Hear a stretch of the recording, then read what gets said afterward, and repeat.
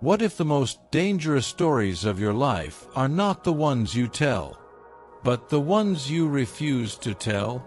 You stand at the edge of your own memory, a battlefield where silence is louder than truth. Every dream, every hesitation, every sudden anger, they carry the fingerprints of something hidden, something repressed. Freud believed those buried desires are time bombs, waiting to erupt in slips of the tongue, in compulsions, in obsessions. Jung believed they are not just wounds, but masks, shadows of the self that demand recognition before they devour you. So ask yourself, are you the author of your destiny, or merely the puppet of a script written long ago, in the hidden chambers of your unconscious mind? This is Legend's legacy, and if you stay until the end, you will uncover not only the war between Jung and Freud, but the war inside yourself, a war you can no longer ignore. The hidden war begins with repression. Freud called it the mind's defense mechanism, an unseen censor burying impulses too dangerous for daylight. Desire, fear, shame, they are pushed below the surface, but never destroyed. They leak out in dreams, in slips of the tongue, in sudden rage that surprises even you. Jung stepped further. He warned that repression does more than conceal. It creates a shadow, a dark double of the self. The parts of you that you reject do not vanish.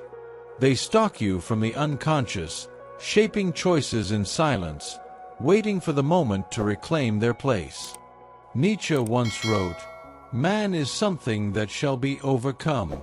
But how can you overcome yourself if half of you remains hidden? You cling to rationality, pretending you are in control, yet beneath it, old wounds whisper. A parent's coldness, a betrayal long buried, a hunger you never dared confess. This is the problem. The mind is not a temple of order, but a labyrinth of shadows. And every path you take is bent by forces you refuse to see.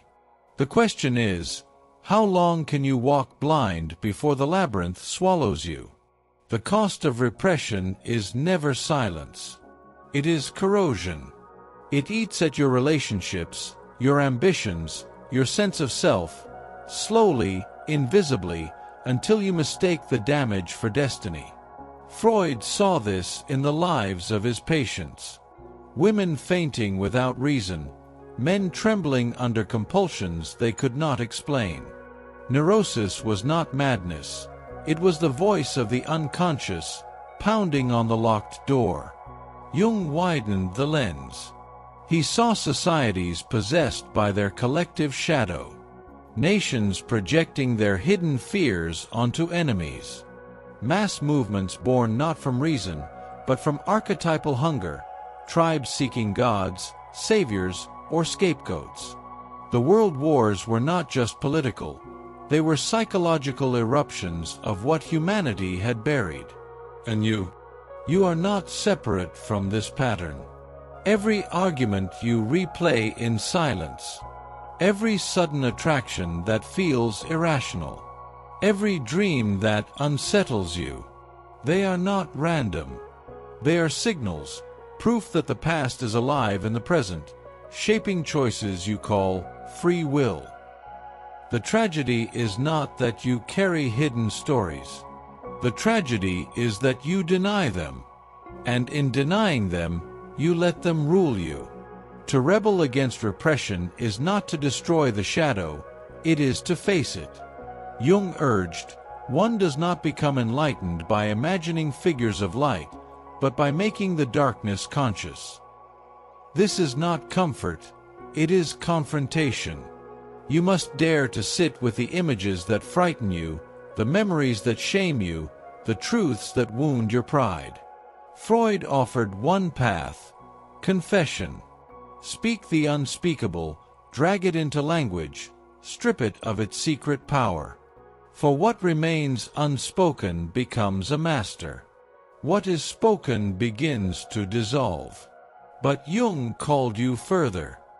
He demanded dialogue with the shadow, a willingness to see your cruelty, your envy, your lust, your hunger for control, and to integrate it, not to be consumed by it, not to deny it, but to wield it as part of your wholeness.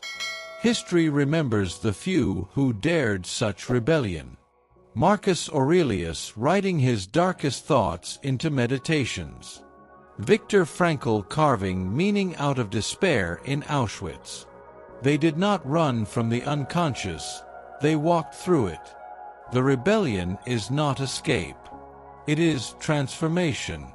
And it begins the moment you ask, what part of me have I exiled, and how long will I let it rule me from the dark?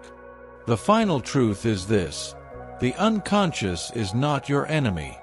It is your mirror.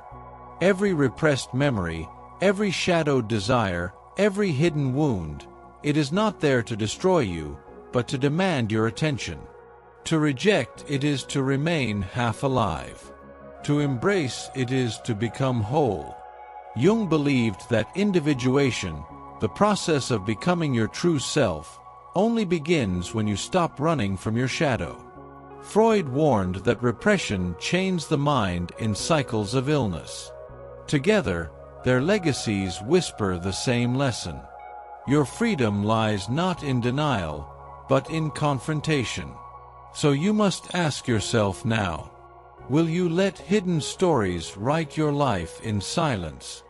Or will you take the pen back and write consciously? Carl Jung once said, knowing your own darkness is the best method for dealing with the darkness of other people. Sigmund Freud countered, unexpressed emotions will never die. They are buried alive and will come forth later in uglier ways. Two voices, two visions, one truth. You cannot escape the shadows, but you can choose how to walk with them. This is Legend's legacy. Whose vision do you feel speaks closer to your life, Freud's or Jung's? Share your thoughts in the comments. And if you wish to walk further into the legacies of history's greatest minds, subscribe. For the war inside the human soul has only just begun.